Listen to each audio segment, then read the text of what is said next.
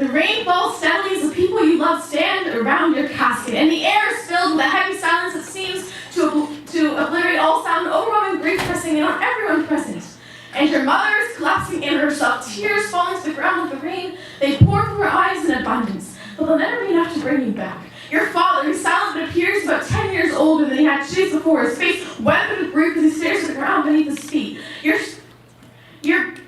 Your friends are sitting and clapping the back, uncomfortable, and their faces like a tired. They're still in shock, unable to imagine walking through the halls without seeing your face, without seeing your smile, and your aunt who loves you more than you know is shaking with grief.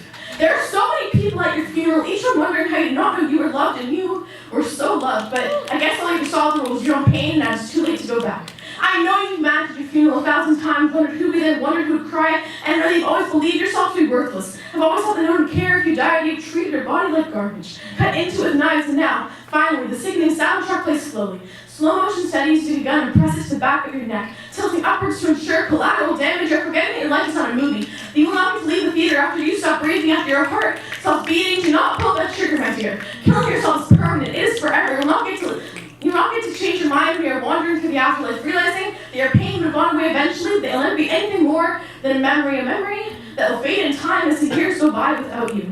Your mother will forever blame herself for not doing everything in her power to save you. No matter how many times she's told it was not her fault, she'll not be able to reconcile herself with the fact that you were here and now you are gone, and she'll drift apart from your father because they can't talk about you. You are a bridge she's too scared to cross. Your sister will avoid your bedroom like the plague, unable to face that kind of grief, and your friends will walk by the seat in the classroom that remains empty, and your aunt will be subconsciously waiting for your call at night before reality knocks her over and reminds her that you'll never tell her how much you love her again. And your grandparents will cry on your birthday, when the only gift they can give you are flowers on your tombstone. Do not pull that trigger, my dear. Your pain will not die, a peace will live with you. Your soul will leave this earth, but your killer will remain, infiltrating the hearts of everyone who loved you. You sought to escape the aching, but instead you spread it like an illness, infecting all those you left behind. Do not pull that trigger, my dear. You'll be ending more than just one life. And I know, trust me, I know that it feels like a dagger has gone right through your chest, breaking your heart in two.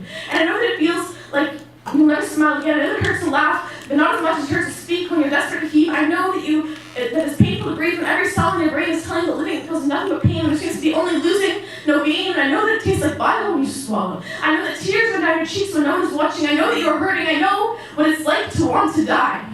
But you cannot imagine what it's like to be on the other side. Do not pull that trigger, my dear. You'll miss the music you played on heartstrings. You will miss the words you write, the magic spells that fall from your pen to the paper. You will miss the night, the people you love more than you realize now. Do not pull that trigger, my dear. Instead, pull that phone off the hook and break your suicidal silence. Don't leave this road hanging before considering the collateral damage you're going to be leaving behind.